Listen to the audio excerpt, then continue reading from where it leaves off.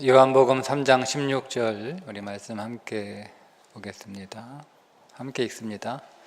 하나님이 세상을 이처럼 사랑하사 독생자를 주셨으니 이는 그를 믿는 자마다 멸망치 않고 영생을 얻게 하려 하심이라. 아멘. 이제 구역 소그룹을 시작한 지 이제 3월 오늘 중반 이달 2번 더 하면 이제 4분의 1 3개월 정도 구역 소그룹을 우리가 하게 되는데요. 그동안 우리 구역장 수고해 주셔서 또 많이 애써 주셔서 또 많이 준비해 주셔서 감사를 드리고 또 함께 열심히 또 참여해 주시고 또 구역 소그룹 나눔을 더 풍성하게 할 수 있도록 동역해 주신 우리 모든 구역원들에게 깊은 감사를 드립니다. 3개월 정도 하면 이제 조금 구역 소그룹의 데이터가 쌓였을 텐데 한 번 더 3개월 더 하고 6개월 정도 하게 되면 이제 각 구역에서 구역 소그룹에 대한 데이터들이 어느 정도 쌓일 것이다는 생각을 합니다. 그래서 6개월 정도 하게 하고 7월쯤에 우리 구역장들 다 함께 모여서 구역 소그룹 전반기 피드백 좀 받고 또 장점과 또 부족한 점들은 뭐가 있는지 또 앞으로 개선해야 될 구역 소그룹은 어떤 것들이 있는지 좀 나누려고 합니다. 미리 좀 말씀을 드리는 건 우리가 기록해 놓지 않으면 데이터들은 다 사라지게 되니까 틈틈이 우리 구역 매주 모임 하시면서 그동안 한 2개월 반, 3개월 정도 하셨던 구역 소그룹에 관한 피드백들을 우리 구역장 나름대로 좀 정리를 해 주시고 구역원들도 또 우리 구역장에게 피드백들을 좀 이렇게 전해 주셔서 그 데이터들을 좀 기록해서 우리가 7월쯤 구역장 전체 워크숍이 될지 그냥 피드백을 받는 모임이 될지는 모르겠으나 그 자리에서 우리가 좀 풍성하게 정확하게 데이터로 이제는 얘기를 하려고 해요. 데이터로 그냥 막 어떤 느낌으로 뭐 기억으로 이렇게 이랬다더라 뭐 이런 것 같다 이렇게 하면 우리 안에 정확한 그림을 미래 그림을 잡을 수 없어요. 그래서 가능하면 이제 좀 어떤 데이터를 가지고 이야기를 하는 거죠. 그러니까 여러분 막연하게 피드백을 하시면 안 되고 정확하고 구체적이고 사실적이게 여러분 데이터를 좀 주셔야 됩니다. 그렇게 좀 구역장 모든 분들에게 부탁을 드립니다. 잘 자료를 준비해 주셔서 7월쯤 우리 구역장 소그룹 우리 1차 피드백 그 회의에서 이제 풍성하게 좀 자료를 갖고 나눌 수 있도록 그거를 자료로 제가 정리할 수 있도록 그래서 분석할 수 있도록 준비해 주셨으면 좋겠습니다. 오늘 요한복음 3장 16절을 가지고 죽어야 가는 나라 살아서 누리는 나라는 제목으로 한 10분 정도 말씀을 나누려고 하는데요. 3장 16절 하나님이 세상을 이처럼 사랑하사 독생자를 주셨으니 이는 멸망치 않고 영생을 얻게 하려 하심이라. 영생. 그러면 여러분 영생을 받으셨습니까? 영생 받으셨어요? 네. 왜 대답이 시원치 않아? 네. 네.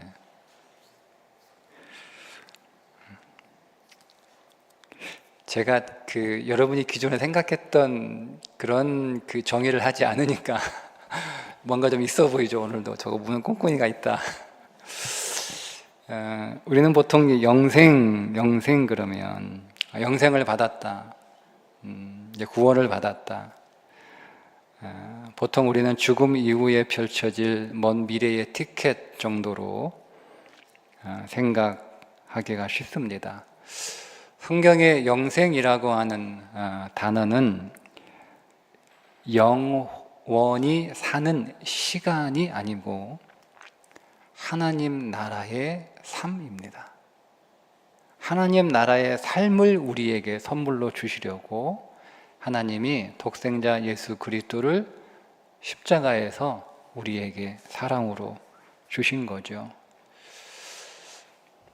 천국이라고 하는 단어는 사복음서 마태, 마가, 누가, 요한복음에서 천국이라고 하는 단어는 마태복음에만 나옵니다. 마가, 누가, 요한복음에는 천국이라는 단어가 없습니다. 마태복음에만 천국으로 나오고 나머지 마가, 누가, 요한복음은 하나님 나라로 나옵니다. 그럼 왜 마태는 하나님 나라로 쓰지 않고 천국으로 썼을까? 똑같은 것을 얘기하는데 마태복음만 유독 하나님 나라를 천국으로 썼거든요. 그 이유는 마태복음은 유대인들을 위해서 쓴 복음서입니다. 마태는 유대인들을 염두에 두고 복음서를 쓴 거예요. 자, 그러면 유대인들에게 하나님이라고 하는 단어는 감히 말할 수도 쓸 수도 없는 단어입니다. 유대인들에게는. 그러니까 그들에게 이 하나님이라고 하는 단어는요, 일종의 금지어 같은 거예요. 그거를 너무 잘 알고 있는 마태로서는 하나님 나라라고 쓸 수가 없는 거예요. 그들을 위한 복음서인데 그들이 금지어로 정한 단어를 쓸 수 없잖아요. 그러면 그 단어가 나오는 순간 마음을 닫아버리는, 이거 불경건한 책이다, 불온서적이다, 이렇게 돼버리거든요. 그래서 유대인들에게 있어서 하나님의 대용어가 하늘입니다. 하나님을 대용하는 언어가 하늘입니다. 그래서 하늘 나라죠. 이걸 한자로 바꾸니까 천국이 되는 거예요. 이해되시죠? 그러면 이게 왜 중요하냐면 우리의 언어에 있어서 우리가 가지고 있는 한국 사람의 언어 개념의 언어 뉘앙스, 언어 분위기에서 천국은요, 장소가 더 강해요. 그죠? 그러니까 우리에게 천국은 천당의 개념이에요. 장소의 개념이란 말이에요.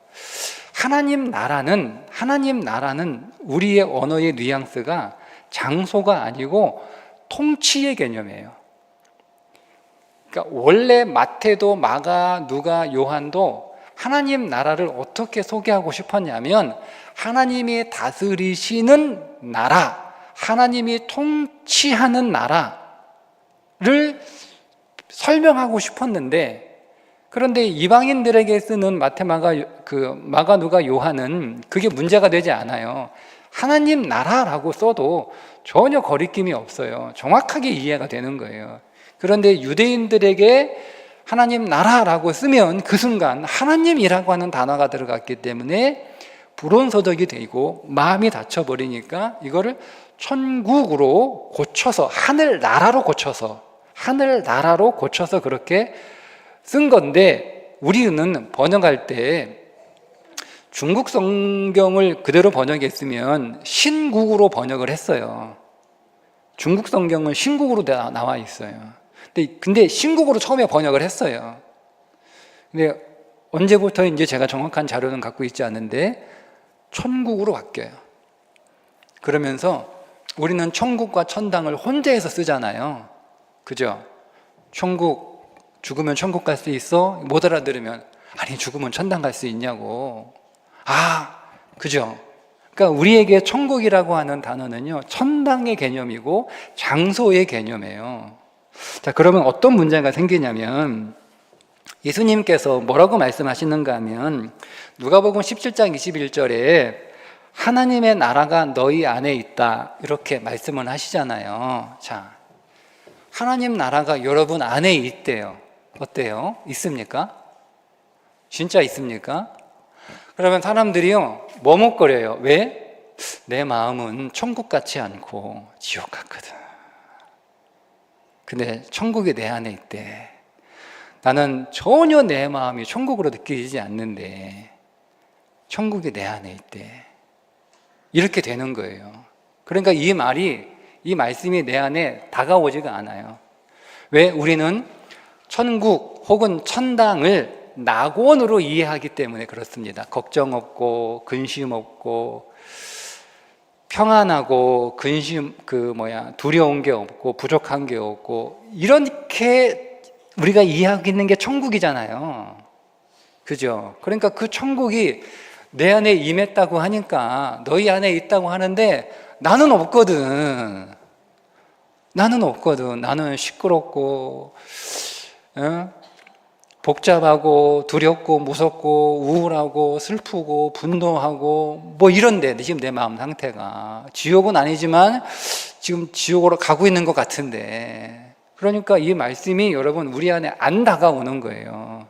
근데 여러분 분명히 뭐라고 얘기하면 하나님의 나라가 너희 안에 있다. 이거를 하나님의 통치로 여러분 이해하면 하나님이 다스리는 나라가 내 안에 있다. 이 말은 뭐예요? 지금 우리가 어디에 있다는 거예요? 하나님의 통치 아래에 있다. 그러면 싹 이해가 되죠? 싹 이해가 되죠? 그러면 여러분 이런 거예요.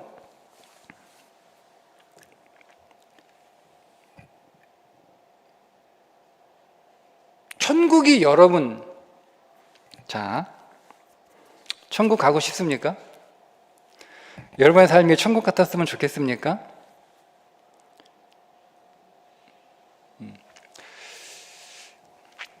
밭에 감추인 보화 비유, 천국 비유 가운데 하나인데 마태복음 13장 44절, 천국은 마치 밭에 감추인 보화와 같으니 사람의 일을 발견한 후 숨겨두고 기뻐하며 돌아가서 자기의 소유를 다 팔아 그 밭을 사느니라. 자, 그러면 우리는 이 말씀을 어떻게 이해했냐면 천국을 말씀드린 것처럼 지상 낙원으로 이해를 한 거예요. 그거를 발견한 거예요. 그거를 발견해가지고 이거를 누가 가져갈까봐 내가 가져가려고 이거를 딱 덮어놓고 집에 가서 내 재산을 다 팔아가지고 그 밭을 샀대요. 그 이해가 되죠? 이해되죠? 그러면 이렇게 설명하면 이해가 안 되는 거예요. 그 천국이 지상 낙원이 아니고 하나님이 다스리시고 하나님이 통치하는 나라예요. 내가 하나님이 다스리고 하나님이 통치하시는 그 보화를 발견한, 그게 보화래요. 그거를 발견한 거예요. 그러니까 이거를 누가 가져가면 안 되니까 하나님이 나를 다스려야 되지. 하나님이 나는 안 다스리고 내 옆집에 있는 500여 사람을 다스리면 내가 기분 나쁘니까 500여가 와서 먼저 가져가기 전에 내가 하나님의 통치를 받으려고 이거를 숨겨놨다가 집에 가서 내 전 재산을 다 팔아가지고 하나님의 통치를 샀대요. 자, 그런 의미에서 천국 가고 싶어요? 천국 가고 싶어요? 밭에 감추인 보화는 지상 낙원이 아니에요. 하나님의 통치예요. 하나님의 통치가 얼마나 보배로운지, 그 하나님의 다스림이 얼마나 값진 건지 남이 가져갈까 봐 무서워가지고 이거를 덮어놓고 가서 내 전 재산을 다 팔아가지고 하나님의 통치를 받겠다는 거예요. 그게 하나님 나라라는 거예요. 여러분, 하나님의 통치가 얼마나 좋은 것이면 그것을 하나님이 오늘 우리에게 선물로 주시려고, 사랑의 선물로 주시려고, 그냥 줄 수 없으니까 값을 치르고 줘야 되니까, 우리한테 그 값을 치를 능력이 안 되니까 하나님이 그 값을 십자가에서 치르시고 아들을 죽게 하신 다음에 그 하나님 나라의 통치를 우리에게 선물로 주시고, 우리는 그 선물이 너무너무 감사하고 좋아서 내 소유를 다 팔아서 살 만큼,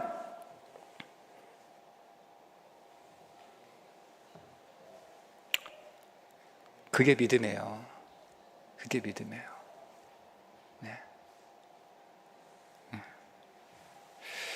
그래서 요한복음 17장 3절에 영생을 정의합니다. 요한복음 3장 16절에 영생을 주시기 위하여 아들을 죽이셨다라고 그렇게 말씀을 하고 나서 이 영생에 대한 오해가 있을까 봐서 요한이 17장 3절에 이렇게 영생을 정의합니다. 영생은 곧 유일하신 참 하나님과 그가 보내신 자 예수 그리스도를 아는 것이니라 정의하잖아요. 영생을 지상낙원이라고 정의하잖아요. 그건 우리가 그랬으면 좋겠는 거예요. 우리가. 그래서 우리도 나도 모르게 그 영생을 정의해 버리는 거야. 내가 영생은 천당이야. 영생은 지상낙원이야. 이렇게. 그러니까 밭의 감추인 보화가 천국 하나님 나라인데 그렇게 그렇지. 눈물도 없고 어둠도 없고 근심도 없고 질병도 없고 그런 천국 그런 나라에 가고 싶으니까 그런 나라를 발견하면 당연히 내가 내 전자를 다 팔아서 그 나라를 사지. 근데 그 나라는 지금 여러분 샀는데 지금 그 나라 지금 없잖아요. 그러니까 우리는 먼 미래에 그 나라 갈 때만 기다리고 지금 여기에서 신앙생활을 안 하는 거예요. 근데 천국 하나님의 나라는 하나님의 통치를 받는 거예요. 그러니까 천국은 죽어서 가는 게 아니라니까요. 죽어서 가는 나라가 아니고 살아서 누리는 나라가 천국이고 그게 하나님의 나라인 거예요. 아는 것, 하나님과 예수 그리스도를 아는 것, 안다는 것은 지식으로 아는 게 아니고 인격적인 관계 안에서 그분의 통치 안으로 들어가는 것을 뜻하는 거예요. 여러분, 그래서 제가 그 질문을 하는 거예요. 천국에 가고 싶습니까? 천국에 갈 생각하면 여러분 정말 가슴이 막 설레이고 뜁니까? 내가 천국에 가게 되는 것이 정말 감사합니까? 이걸 천당으로 이해하신 분들은 다 아멘 할 수 있어요. 자, 제가 다시 정의했죠. 이제는 천국이 어떤 곳인지 이렇게 질문하는 거예요. 하나님의 통치를 받고 싶습니까? 하나님의 통치를 받는다고 생각하면 여러분 가슴이 막 설레이고 막 가슴이 뜁니까? 하나님의 다스림과 하나님의 통치를 받는 삶을 살게 되는 것이 너무너무 감사하고 너무너무 기쁜가요? 아니라면 신앙생활 다시 하셔야 되는 거예요. 개념을 바꾸셔야 되는 거예요. 그 나라 하나님의 통치를 받는 것이 내게 너무 좋아야 되는 거예요. 우리가 정확하게 이해를 했다면. 여러분, 내 인생이 왜 불행한가요? 능력도 없고 실력도 없고 지혜도 없고 안 되는 자가 내 인생에서 주인 노릇하고 있기 때문이 아닌가요? 회개라고 하는 것은 능력도 안 되고 실력도 없고 운도 없고 복도 지질이 없는 내가 내 인생의 주인 자리에 앉아서 잘 해보겠다고 주인으로 탄 게 잘못됐다는 것을 회개하는 거예요. 뭘 회개하십니까? 제가 늘 얘기합니다. 성경은 윤리와 도덕책이 아닙니다. 회개는 윤리와 도덕을 회개하는 게 아닙니다. 뭘 회개하는 거예요? 주인이 돼서는 안 되는 자가 주인 노릇하는 거예요. 그래서 우리 인생이 불행한 거예요. 그걸 깨닫는 거예요. 주인 노릇해서는 다 망치는, 여러분 보세요. 능력이 안 되는 자가 주인이 되면 다 망치잖아요. 다 망치잖아요. 그게 회개예요. 그게 회개예요. 그래서 그 자리에서 내려오는 게 회개란 말이에요. 깨닫는 게 회개가 아니고 주인 자리에 내려와서 능력도 되시고 실력도 되고 복도 많으시고 그런 존재가 내 인생을 좀 다스려 주세요 라는 게 믿음이에요. 근데 그분이 하나님인 거죠. 그래서 그 하나님이 나를 다스리시면 그 하나님은 능력도 되죠. 지혜로우시잖아요. 그분은 복이 얼마나 많아요. 그분은 또 얼마나 부자예요. 그분이 내 인생을 다스리시면 얼마나 좋을까. 근데 그분이 내 인생을 다스리겠다고 나를 찾아오신 거잖아요. 그러니까 우리는 그거를 영접한 거예요. 지금 여러분들을 잘못 믿고 있다는 게 아니라 여러분이 잘못된 개념들 제가 정리해 드린 거예요. 여러분들이 얼마나 멋진 삶을 살고 계신지를 제가 정리해 드리는 거예요. 예, 그러니까 그분이 나를 다스리잖아요. 얼마나 신나는 일이에요. 그분이 다스리시면 여러분 내 인생이 얼마나 여러분 멋져질까요? 기대가 안 되십니까? 얼마나 설레입니까? 그분이 내 인생을 다스려 주신다니, 아니 내 인생을 다스려 주신다니,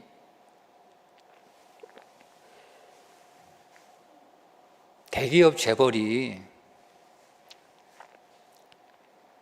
구멍가게 하고 있는 나한테 와서 내가 경영해 주겠다 그러면 여러분 어때요? 당신이 뭘 알아? 당신이 뭘 알아? 이렇게 얘기하실 거예요? 네? 제가 한번 우리 사업하시는 분들 여쭤볼게요. 네? 대기업 재벌이 여러분 사업하는 데 와가지고 나한테 한번 맡겨보실래요? 내가 경영해 드릴게. 한번 맡겨보실래요? 하면 여러분 뭐라고 할까요? 필요 없어요. 당신이나 잘하세요.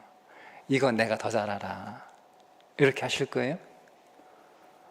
저 같으면 이게 웬 떡이냐? 이게 웬 떡이냐? 이게 웬 떡이냐? 웬 떡이냐? 응? 두 번 생각도 안 해요.